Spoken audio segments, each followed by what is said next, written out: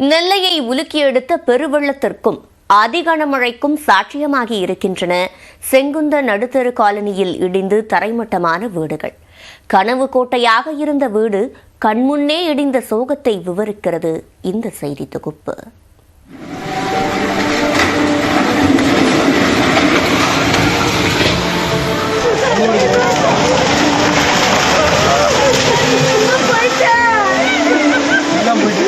நம்ம வீடு விழுந்தது அப்போதான் எல்லாம் பார்த்துட்டு ஒரு நிமிஷம் தாங்க முடியல.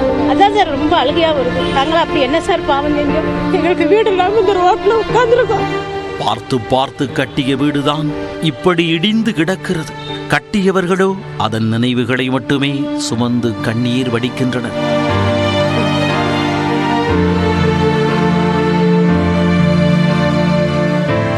நெல்லை நகர் பகுதியில் உள்ள செங்குந்தர் நடுத்தரு காலனியைச் சேர்ந்தவர் சங்கரன்.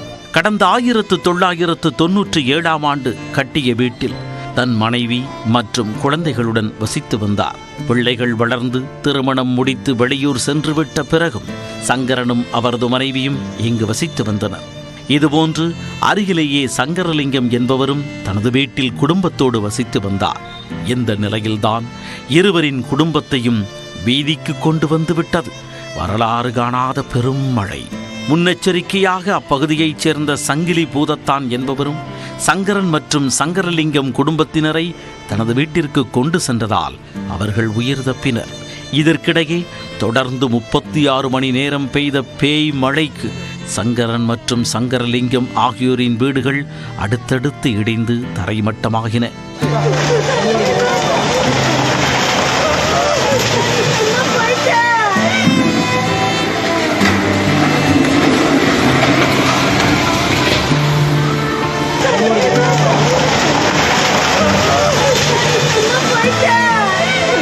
இந்த வீடு இடிஞ்சு விழுதுக்கு முன்னாடி என் வீட்டுக்கு எல்லாத்தையும் ரெண்டு வீட்டில் ஏற்று வீட்டுக்காரங்களை 2 பேர்த்தையும் ஷிஃப்ட் பண்ணிட்டேன். எல்லார் வீட்டுக்கும் அந்த பின் வீட்டுக்கு அந்த போக ஆரம்பிச்சிட்டோம்.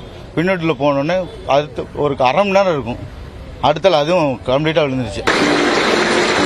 இதற்கு முன்பும் அப்பகுதியில் எத்தனையோ வெள்ளம் வந்திருந்தாலும் வீடு மூழ்கியது இதுவே முதல் முறை என தெரிவிக்கும் சங்கரன், தண்ணீர் வடிந்ததும் ஒரு குலைந்து கிடந்த பீரோவில் இருந்து ஒரு சில சான்றிதழ்கள் மற்றும் பத்திரம் உள்ளிட்டவற்றை மட்டுமே மீட்டதாகவும், ஆனால் வீட்டில் இருந்த அத்தனை பொருட்களும் நாசமாகி விட்டதாக உள்ளம் நொறுங்கினார். சினிமாவில் குஜராத் அங்கே எங்கே தண்ணியில் விழுந்ததை பார்த்துருக்கேன், டிவியில் பார்த்துருக்கோம். நம்ம வீடு விழுந்தது அப்போ தான் நேரில் பார்த்துட்டு அது ஒரு நிமிஷம் தாங்க முடியல. 2 பையங்க அவங்க பிள்ளைகளுக்கு பேருக்கு இன்சூரன்ஸ் போட்டுதான், அது நனைஞ்சுதான் இருந்தது, எடுத்துட்டோம். பத்திரம் எல்லாம் எடுத்துட்டோம். நாங்கள் ஒரு இடத்துல வெறும் 4 மணி நேரம் முடியும், அதோட பத்திரத்தையும் நாங்கள் எடுத்துட்டேன். மற்றபடி ஒன்றும் எடுக்க முடியல. எந்தவித முன்னறிவிப்பும் இன்றி அதிக நீர் திறக்கப்பட்டதாகவும் தங்க நகைகள் உட்பட அனைத்தையும் இழந்து வீதிக்கு வந்துவிட்டதாகவும் துயரத்தால் உள்ளம் பதும்பினர் சங்கரலிங்கமும் அவரது மனைவியும். நான் வீட்டில் இந்த ட்ரெஸ்ஸு மட்டும்தான், வேற எதுவுமே எடுக்கல. அவ்வளோமே உள்ளதான் கிடக்கு. ஏன்னா bank Aadhaar book, bank passbook எல்லாமே உள்ளேயே மாட்டிக்கிட்டு, ரூபா முதற்கொண்டு உள்ள மாட்டிக்கிட்டு, தங்க பொருளும் உள்ள மாட்டிக்கிட்டு, எதுவுமே எடுக்க முடியல. எப்படி நான் அதை எடுக்க போறேன்னு எனக்கே தெரியல. ஒண்ணுமே எங்களுக்கு கிடையாது. ஆனா 2 நாள் எங்க சமுதாயத்துல இருந்து எங்களை காப்பாத்தி, எங்க மக்களை எல்லாத்தையும் காப்பாத்தி கொண்டு வச்சு நல்லா பாதுகாத்தாங்க. ஆனா எல்லாரும் களை விட்டு எல்லாரும் பேசிட்டு நாங்க தான் எங்களுக்கு வீடு இல்லாம இந்த ரோட்ல உட்கார்ந்துருக்கோம். அரசியல் கட்சிகள் தொடங்கி அரசு அதிகாரிகள் வரை யாரும் தங்கள் பகுதிக்கு வரவில்லை என ஆதங்கம் தெரிவித்த பாப்பா என்பவர் தங்கள் பகுதியைச் சேர்ந்த இளைஞர்கள்தான் மீட்பு பணிக்கு கை கொடுத்ததாக தெரிவித்தார்.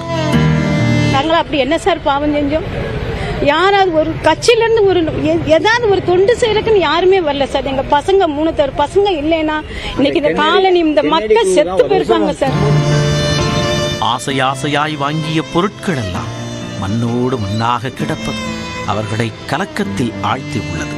திருநெல்வேலி மாவட்டம் முழுவதும் இப்படி நூற்றுக்கணக்கான வீடுகள் இடிந்து பலரின் வாழ்வாதாரத்தையும் எதிர்காலத்தையும் கேள்விக்குறியாக்கி உள்ளது. இவர்களுக்கு தேவையான நிவாரண உதவிகளை அரசு வழங்க வேண்டும் என்பதே அனைவரின் எதிர்பார்ப்பாக உள்ளது.